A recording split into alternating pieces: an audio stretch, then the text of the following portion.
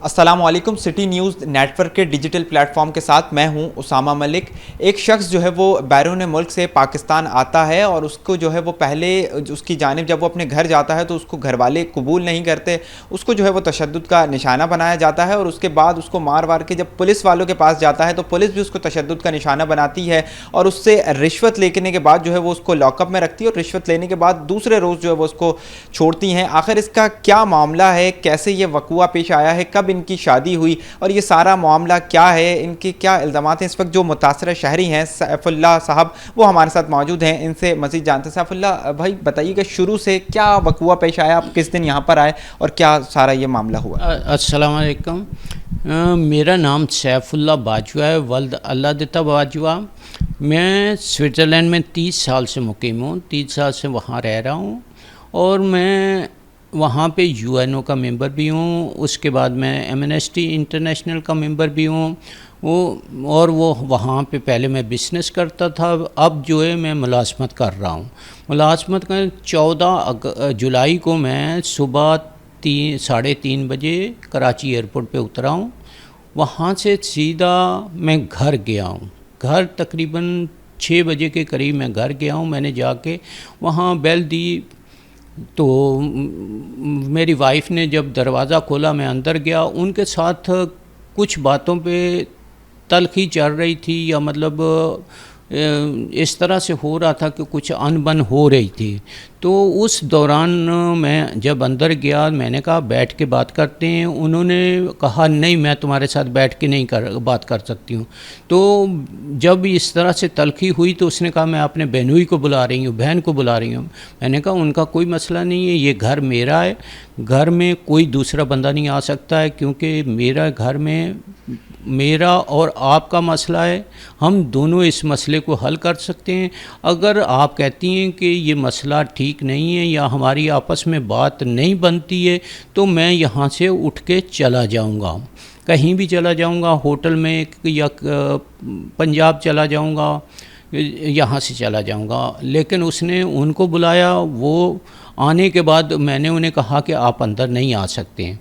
उन्होंने फिर उसके भाइयों को बुलाया जिनका नाम इरफान और इमरान है, वो आए। वो बहनोई उसके का नाम समद है, वो और उसकी बहन, ये चारों पांचों आ गए। इन्होंने मेरे साथ लड़ाई झगड़ा, कपड़े फाड़े, मार कुटाई की, हर चीज़ की। और उसके बाद मैंने मेरा जो रिलेटिव मुझे ले के आया था एयरपोर्ट से, वो नीचे ही खड़ा था।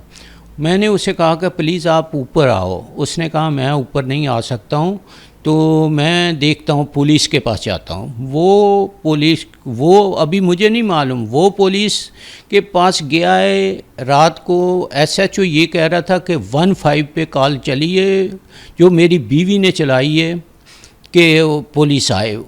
वो अब मुझे नहीं मालूम किस तरह से पुलिस आई वहाँ पे। अच्छा, पुलिस आई, पहले इन्होंने आपको तशद्दुद का घर पे निशाना बनाया, फिर उसके बाद पुलिस आ गई, पुलिस आपको थाने ले गई, फिर क्या हुआ? नहीं, पुलिस आ गई, उन्होंने भी मुझे इस तरह से गरेबान से तकरीबन पकड़ के खींच के नीचे उतारा है बिल्डिंग से। उन्होंने गाड़ी में जब मुझे डाला तो इस तरह से डाला है कि जैसे किसी दहशतगर्द को या मतलब किसी चोर को जिस तरह से ये घसीटते हैं पुलिस वाले, उस तरह से किया। मैंने कहा मैं आराम से बैठ रहा हूँ, आप मुझे बैठने दें। वो मुझे पुलिस वैन में लेके गए, उन्हें कहा कि आप अपनी गाड़ी में आ जाएं। जब पुलिस वहाँ ले गई है, थाने ले गई है, मेरे साथ रवैया इनका इस तरह से पुलिस का था कि एक कहता था कि यहाँ बैठ जाओ, एक कहता था वहाँ उठ के खड़े हो जाओ, तीसरा आता था वो कहता था चलो वो बाहर बेंच पे बैठो। उसके बाद इसी तरह इनका रवैया था। फिर इन्होंने मुझे लॉकअप में बंद कर दिया और वो लोग जो हैं चार उस वक्त तक आपके ऊपर पर्चा वगैरह कुछ कट चुका था जो लॉकअप में बंद वगैरह किया?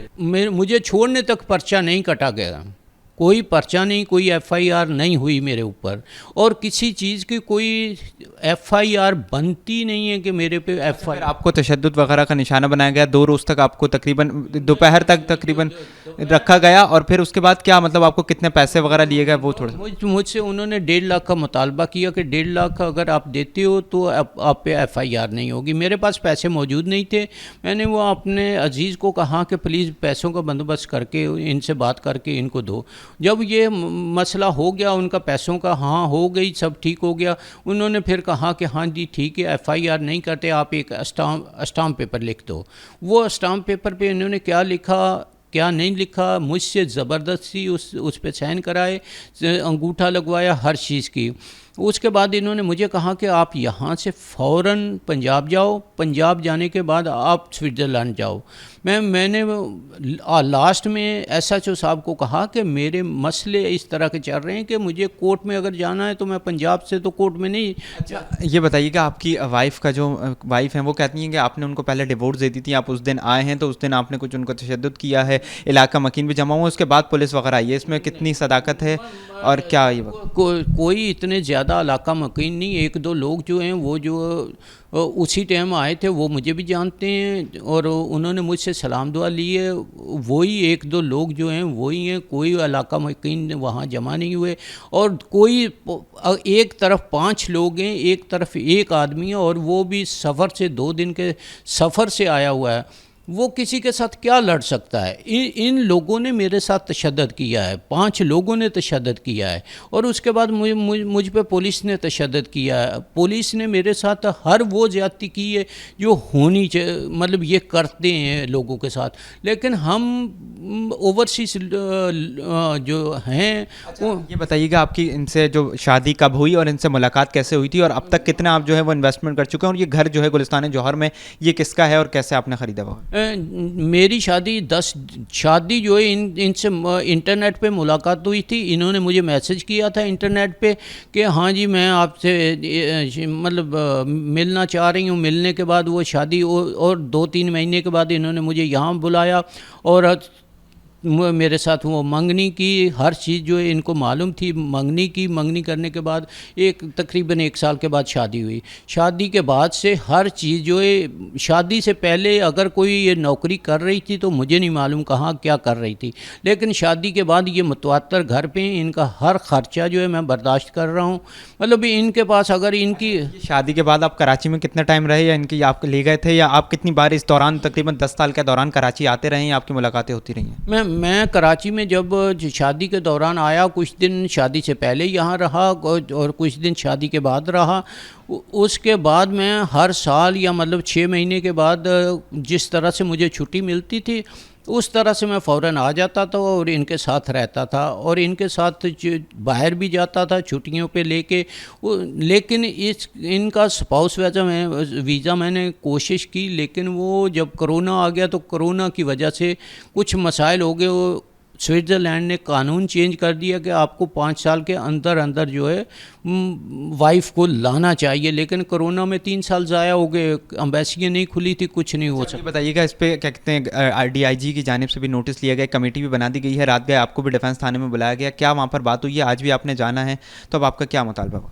मेरा मुतालबा है कि मुझे इंसाफ मिलना चाहिए। बाकी जो कोर्ट में मैटर है वो कोर्ट में अगर वो कहती हैं कि हाँ डिवोर्स हो गया या कोई ऐसी बात हो गई है, तो अभी तक उन्होंने मतलब उनके पास कोई सर्टिफिकेट नहीं है कि हाँ जी ये मेरी डिवोर्स हो गई है। अभी शनाख्ती कार्ड पे आप देखें मेरा नाम चल रहा है, तो किस तरह से हो गई है। जो वो यूनियन काउंसिल कह रही हैं, वो यूनियन काउंसिल वाले कह रहे हैं कि हमारे पास ये आई नहीं, हमने देखा नहीं है कभी इसको, कौन है ये औरत। मैंने बाकायदा वो यूनियन काउंसिलों में बाकायदा वो एफिडेविट मतलब स्टाम्प पेपर लिख के जमा कराएं कि मैंने इनको कोई तलाक वगैरह नहीं दी है। ये सब कुछ खुद से जो कर रही हैं ये खुद से कर रही हैं। देखें, जो मुतासरा शायरी थे सैफुल्ला, वो हमारे साथ मौजूद थे और उन्होंने पूरी हमें डिटेल में जो है वो अपनी तफसीलात सुनाई। और उनका यही कहना है कि पहले उनको घर वालों ने तशद्दुद का निशाना बनाया, उसके बाद जब वो पुलिस के पास गए तो पुलिस ने तशद्दुद का निशाना बनाया। उनके कुछ पैसे वगैरह जो फ्रैंक्स थे वो भी गायब हो गए, जबकि 1.5 लाख रुपये जो है वो उनसे रिश्वत ली गई। उसके बाद जो है वो उन्हें छोड़ा गया है। अब उनका यही मुतालबा है कि उनको जो है वो इंसाफ फराम किया जाए। अगर डिवोर्स का है तो उनको इसमें प्रूफ किया जाए और अदालत का जो मैटर है वो किया जाए, ना कि पुलिस की जानिब से उनको तशद्दुद का निशाना बनाना चाहिए था। अब DIG की जानिब से नोटिस ले लिया गया, कमेटी कायम कर दी गई है और तहकीकात जो है वो इसकी जारी हैं। मज़ीद खबरों और अपडेट के लिए देखते रहिए सिटी न्यूज़ नेटवर्क का डिजिटल प्लेटफॉर्म।